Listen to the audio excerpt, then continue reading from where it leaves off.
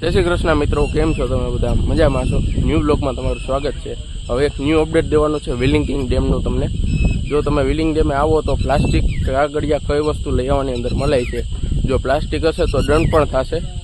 જો પ્લાસ્ટિક લઈ આવવાની પણ મનાઈ છે। પાણી શીશો તક અંદર નહીં લઈ આવવા દે। તમારે જો અહીંથી લેવું હોય તો તમે અહીંથી લઈ શકશો, પણ પ્લાસ્ટિક અંદર નહીં લઈ આવવા દે।